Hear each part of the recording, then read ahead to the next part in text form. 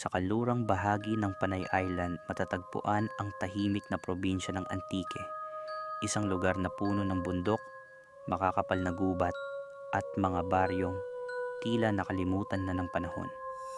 Kilala ang Antique sa mga lumang kwento ng kababalaghan, mga kwento ng mga mangkukulam, mga nilalang na kayang magpalit ng anyo at isang nilalang na matagal nang kinatatakutan ng mga residente, ang aswang. May isang baryo malapit sa bundok ng Tibyao kung saan kakaiba ang nangyayari tuwing gabi. Mga hayop na nawawala, mga taong may kakaibang sugat sa leeg, at mga anino sa bubong na hindi maipaliwanag.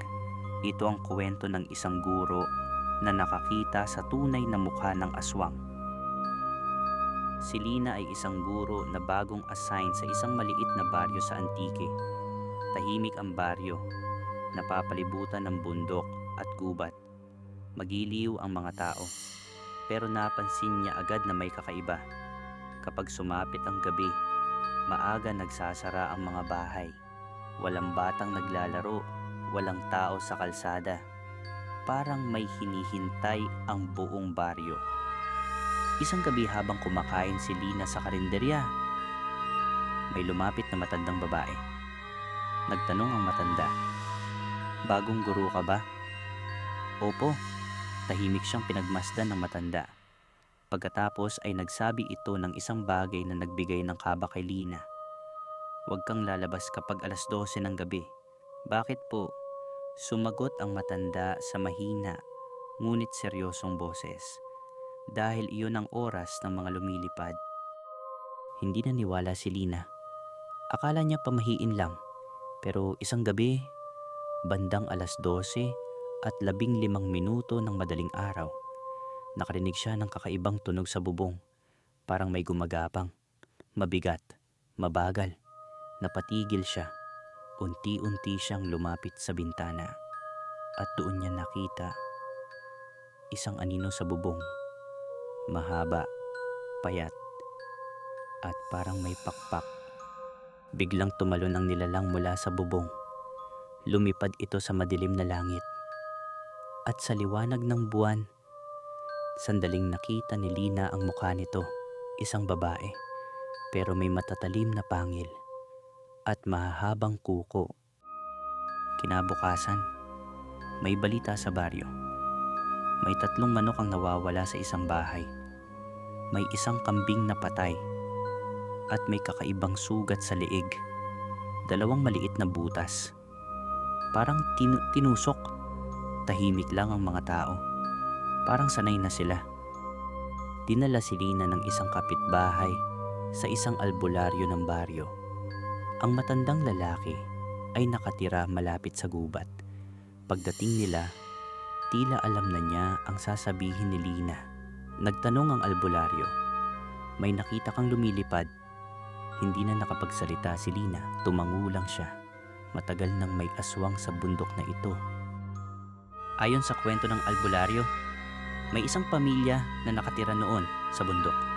Tahimik, hindi nakikisalamuha. Isang gabi, may isang babae sa pamilya ang naglaho.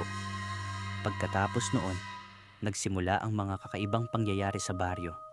Mga hayop na pinapatay, mga taong nagkakasakit, at mga aninong lumilipad sa gabi. Sinabi ng albularyo kay Lina, ang aswang na iyon, hindi lang isa, isang pamilya sila. At kapag nakahanap sila ng bagong tao sa baryo, pinagmamasdan nila ito. Simula noon, ramdam ni Lina na may nagmamasid sa kanya. Sa paaralan, sa kalsada, kahit sa loob ng bahay. Isang gabi, may kumatok sa pinto niya. Pagbukas niya, may isang babae sa labas.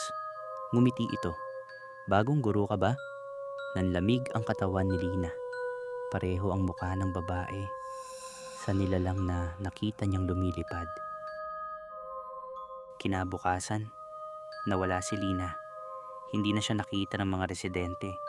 Pero may isang batang estudyante ang nagsabi na nakita niya si Lina sa bundok kasama ang isang grupo ng mga tao. Tahimik silang nakatayo sa ilalim ng puno. At nang lumingon si Lina sa bata, iba na ang kanyang mukha. Maputla, may mahabang pangil, at kumikinang ang kanyang mga mata sa dilim. Hanggang ngayon, may mga nagsasabi na kapag naglalakad ka sa bundok ng Tibyaw sa gabi, may makikita kang grupo ng mga tao sa taas ng puno, nakatingin lang, tahimik, naghihintay, at baka isa sa kanila ang dating guro ng baryo. Kung nagustuhan mo ang kwentong ito, huwag kalimutang mag-subscribe sa Takip Silim Stories.